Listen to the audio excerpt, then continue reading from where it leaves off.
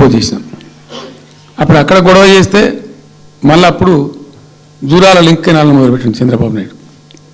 Jurala to ఆర్డీఎస్కు link canal అని మళ్ళీ డ్రామా కట్టి అంటే ప్రతిసారి ఏమార్చడము తెలంగాణ ప్రజలను ఒక రకమైన దగా చేయటం తప్ప రాలే, ఒక డ్రాప్ వాటర్ రాలే, ఎప్పుడు రాలే.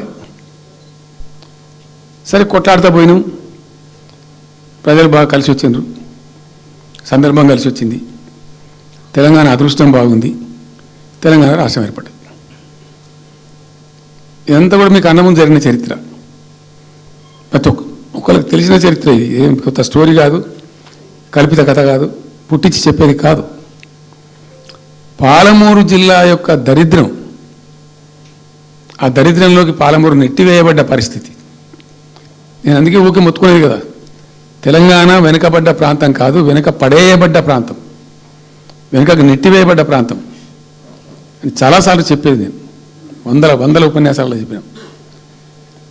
అది ప్రూవ్ టు బి కరెక్ట్.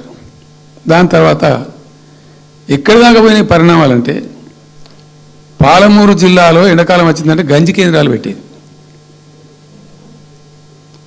ఏడిసినాం మేము ఒకరోజు.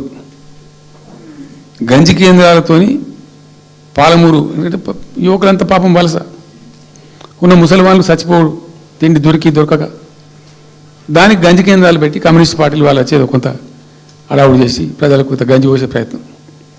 చివరి గంజి కేంద్రాలు పెట్టే స్థాయికి దిగజారిపోయింది పాలమూరు. కృష్ణా నది 300 కిలోమీటర్లు పారే జిల్లాలో చాలా దారుణం పోయింది. లివ్వా అంటే కేటాయింపులు ఉన్నాయి, పత ఉంది, కార్ఖానా ఉంది, అప్పర్ కృష్ణా పేరుంది, తుంగభద్ర కాలువ పేరుంది, రకరకాల భీమా ప్రాజెక్టు పేరుంది, అన్నీ ఉంటాయి. కానీ ఇవి రాదు. చూడడానికి మళ్ళీ ముఖ్యమంత్రి దత్తత ఉంటుంది, కానీ రాదు, ఏమీ రాలే.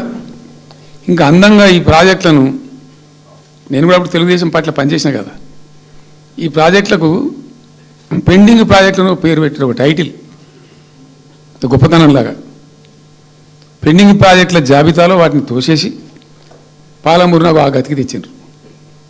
సరే రాష్ట్రం వచ్చింది. వచ్చిన తర్వాత జరిగింది ఏంది, టోటల్గా మేము సమీక్ష చేసుకున్నాం.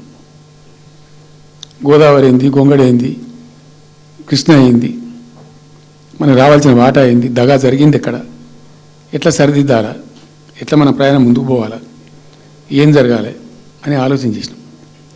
చాలా తీవ్రమైనటువంటి మదన పడ్డాం.